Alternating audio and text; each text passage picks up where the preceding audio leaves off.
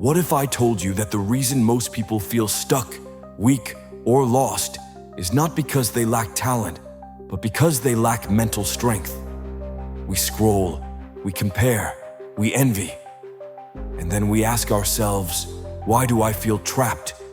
We chase comfort, yet wake up exhausted. We avoid pain, yet suffer every day. The truth is brutal. Comfort is killing us slowly.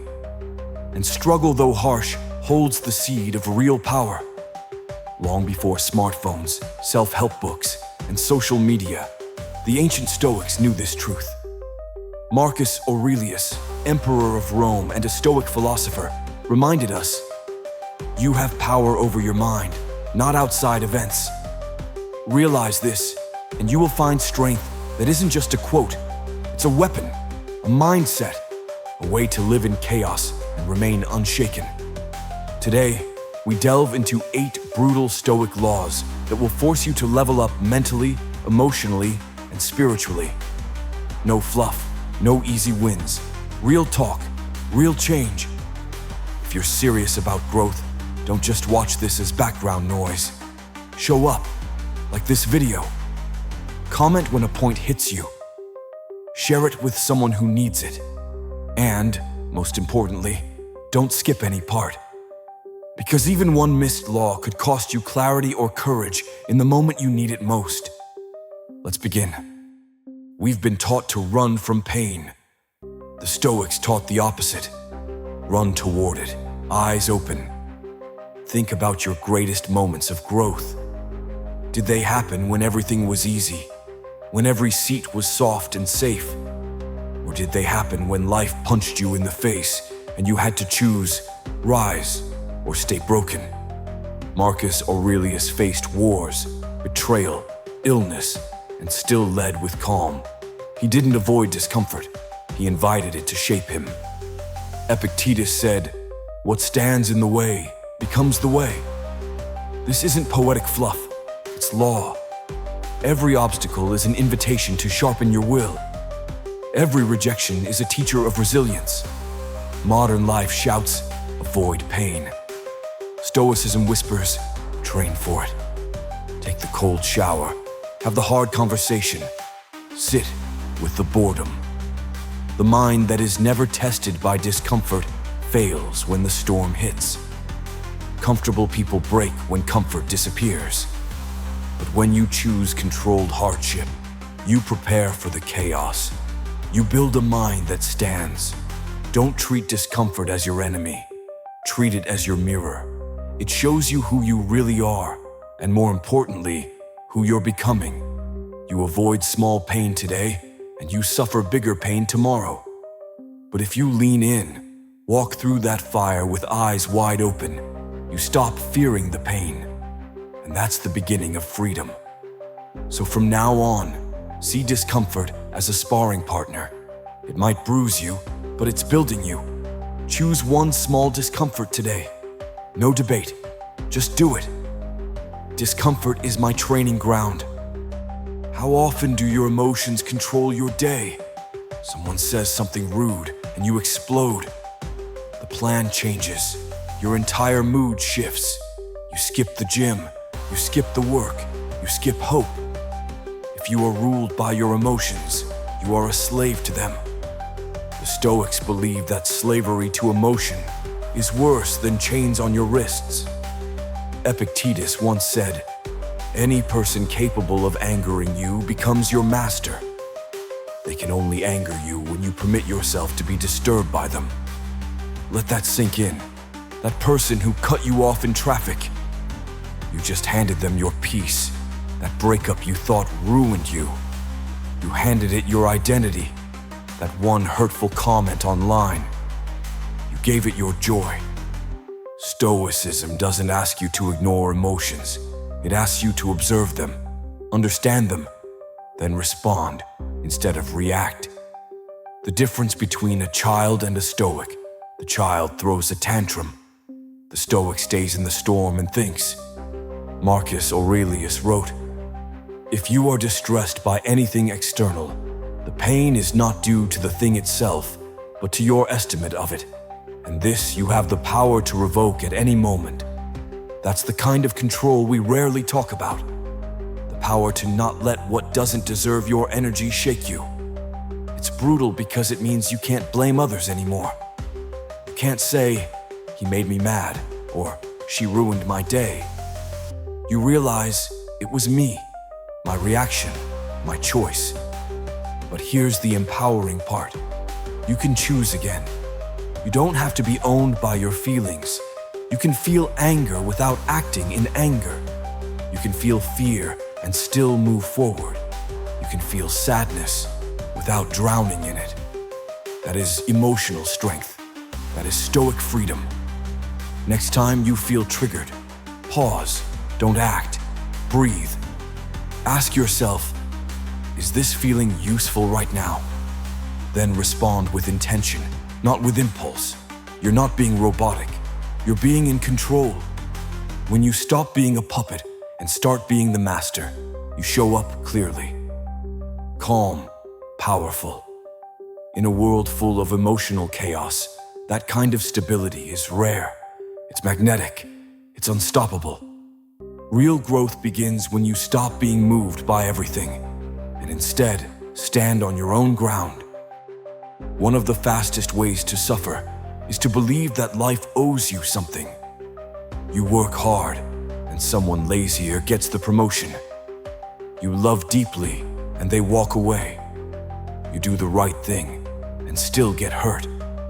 And then the voice inside says, "This isn't fair." Here's the Stoic truth. Fairness is a myth. We created it. The universe doesn't owe you fairness. It doesn't owe you comfort, recognition, or ease. Marcus Aurelius wrote, "You can commit injustice by doing nothing." Even he, the emperor of Rome, witnessed every form of injustice daily. Instead of complaining, he grounded himself in this unshakable idea. Life is not about fairness. Life is about strength. The Stoics never expected the world to treat them kindly. They expected loss, betrayal, and change. Because they planned for it, and therefore they were ready for it. And now, brutal honesty. Clinging to fairness can make you weak. When we say, "This isn't fair," we're really saying, "I don't like how this feels and I don't want to deal with it." But here's the law. You don't grow by expecting fairness. You grow by facing reality and moving forward anyway. Look around you. Bad things happen to good people.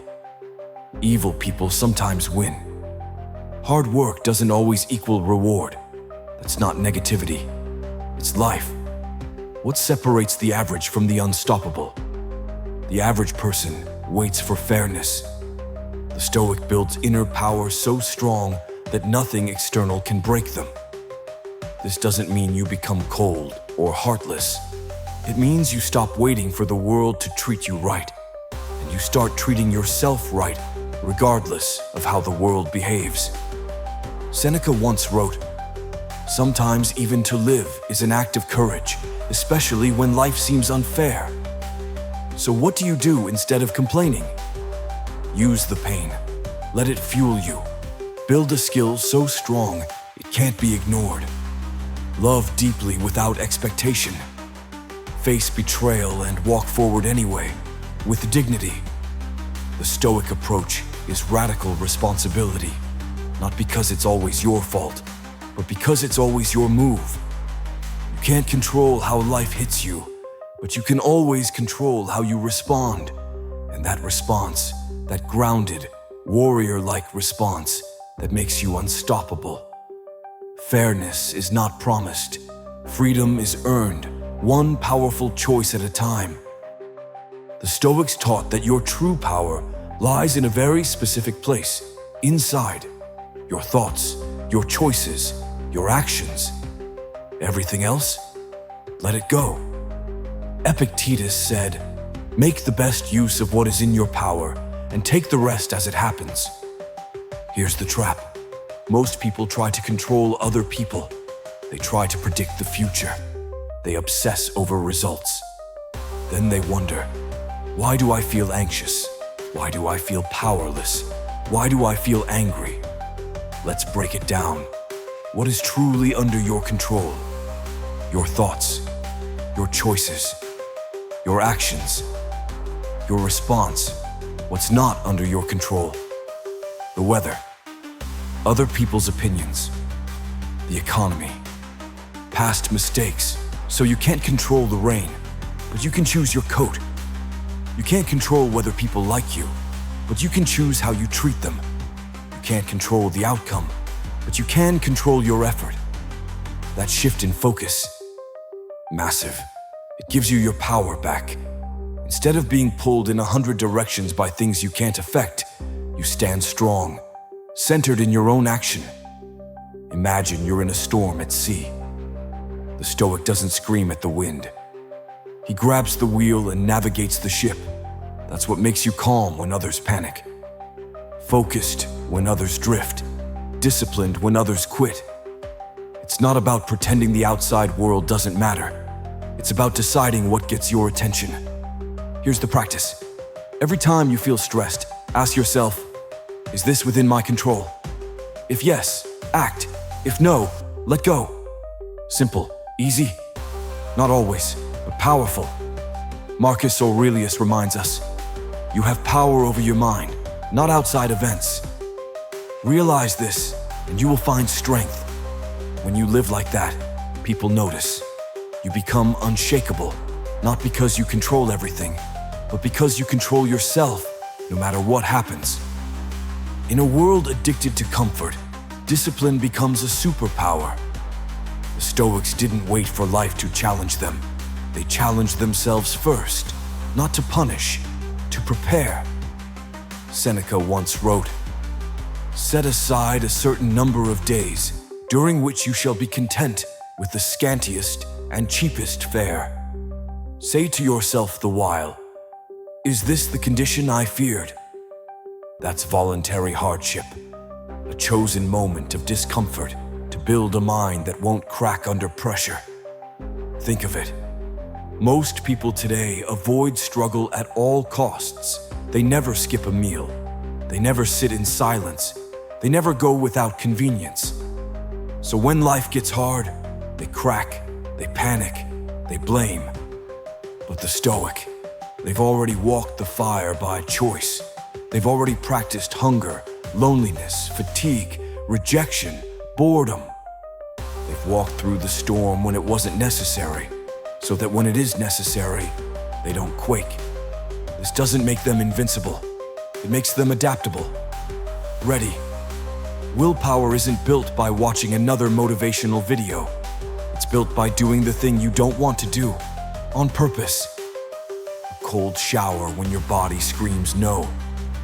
Fasting when your appetite whispers yes. Waking up early when your bed is the only friend you know. These small choices stack, and over time, they make you dangerous. Not because you're cruel to yourself, but because you realize the truth. Comfort doesn't make you stronger. Challenge does. So when life throws more than you thought you could handle, because it will, you don't run. You smile, because you've already walked the fire. Let this be your inquiry. Instead of, how do I make life easier? Ask, how do I become stronger? Today, practice being hungry. Practice being focused when tired. Practice being calm when rejected. Because one day, life will throw more at you than you think you can handle. And when it does, you'll rise. We've been taught to obsess over results. Get the job, win the deal, hit the goal, be admired. But the Stoics flip the script, detach from the outcome, master the process. Why? Because results are never guaranteed. Effort is always within your control. Epictetus said, "Freedom is the only worthy goal in life. It is won by disregarding things that lie beyond our control. When you cling to results, you become fragile. You train 1 week, see no abs, you quit. You launch a project, it fails, you collapse. But if instead you fall in love with the daily showing up, the writing, the building, the training, the learning, then even if the result doesn't match your image, you still win because you mastered your work, your craft, your mind. Here's the kicker. Ironically, when you let go of needing the outcome, you start achieving more because you're not desperate, you're not emotional, you're not driven by validation. Marcus Aurelius wrote, "Never let the future disturb you. You will meet it if you have to, with the same weapons of reason which today arm you against the present." That means stop obsessing over what might happen. Just work with courage. Right now. Writer, don't write for the viral hit. Write to sharpen your mind. Athlete, train not just to win, but to master your body. Builder, build not for applause, but for the pride of creation. The moment you tie your worth to outcomes, you become fragile. The moment you tie your worth to discipline, intention, focus, you become unstoppable. Here's a mindset shift. Show up like the result is already done, and you're just enjoying the craft, whether you fail or succeed. Because you did the work, that's the victory. Most people act like they're going to live forever. They waste time. They delay dreams. They stay stuck in bad habits and worse relationships. The Stoics meditated on death, not out of fear, but to wake up. Marcus Aurelius said, "You could leave life right now. Let that determine what you do, say, and think. That's not fear, that's freedom." It's the realization that life is short, and we don't get to choose how long we live. So every moment wasted is a moment we never get back. The Stoics practiced memento mori. Remember, you will die. They didn't say it to be morbid. They said it to stay focused and present. Because when you truly realize your time is limited, you stop wasting it. You stop scrolling for hours. You stop arguing over meaningless things. You stop tolerating mediocrity.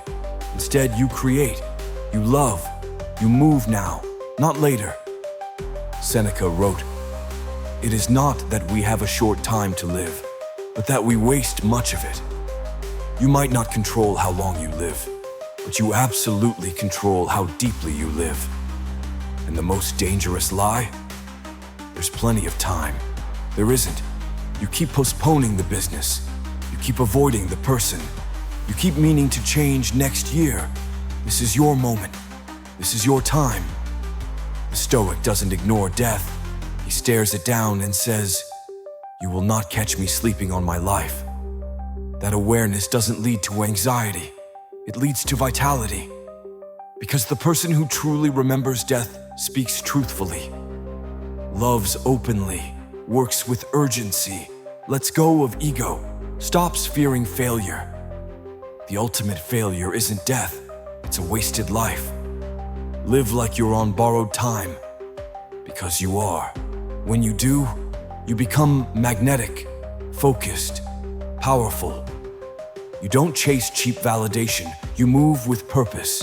People feel it, you feel it. Let's be honest, most people live for the applause, the likes, the praise, the validation. But the Stoic lives for something deeper, for virtue, for integrity, for honor. Marcus Aurelius, just that you do the right thing. The rest doesn't matter. Live with honor, even if no one sees it. Speak the truth, even if no one listens. Keep your word, even if it costs you. Train hard, even when nobody's watching. That is virtue. It builds a soul that can't be bought. It's not about being perfect. It's about being principled. The hard part? Doing the right thing is often the hard thing. It's easier to lie. It's easier to chase approval than to stand alone. But each time you choose what's right over what's easy, you sharpen your edge. You become someone your future self can admire. Seneca reminds us, "I will govern my life and thoughts as if the whole world were to see the one and read the other." That's power. In a world of image, the Stoic is real. In a world of noise, the Stoic is still. In a world of performance, the Stoic is genuine. You want to be unstoppable? Don't live for praise. Live for your values. Live so that even if you had no status, no money, no followers, you'd still stand tall. The moment you stop needing the crowd, you become the kind of person the crowd follows anyway. Be the warrior for what's right, not what's popular. And even if you walk alone, walk like it's the only path that matters. If you made it this far, it means something deep inside is ready to leave behind the distractions, the weakness, the emotional chaos, ready to step into something greater, not perfection, but power, not domination over others, but mastery over yourself. That is the Stoic path. It doesn't promise comfort. It promises clarity. It offers direction. A life of meaning, even if the world around you is crumbling. Marcus Aurelius, Seneca, Epictetus. They didn't write for a world of ease. They wrote for storms, battles, betrayals, death. And they showed us how to survive with dignity. They taught that true strength isn't in muscles or money. It's in the man who keeps his word, the woman who faces fear without flinching, the soul who does the right thing, especially when it's the hard thing. You don't need motivation anymore. You don't need the perfect moment. You just need to begin. Train your mind. Expect struggle. Detach from outcomes. Hold your principles. Live like your time is running out, because it is. The beautiful part? You don't need applause. You don't need praise. You don't need anyone to understand. Because when you walk this path, you become unshakable from within. And that kind of strength is rare. It's real. It's yours. Drop this affirmation in the comments. I am becoming unshakable day by day. If this message resonated, if you felt a spark of truth, don't keep it to yourself. Share it. Let someone else feel it. Subscribe to the channel. We're building a community of thinkers, warriors, real ones who want more than noise, who want purpose. Do not skip any part of your life. It's all training. It's all transformation. Keep showing up. Keep choosing strength. And don't stop until you become unstoppable.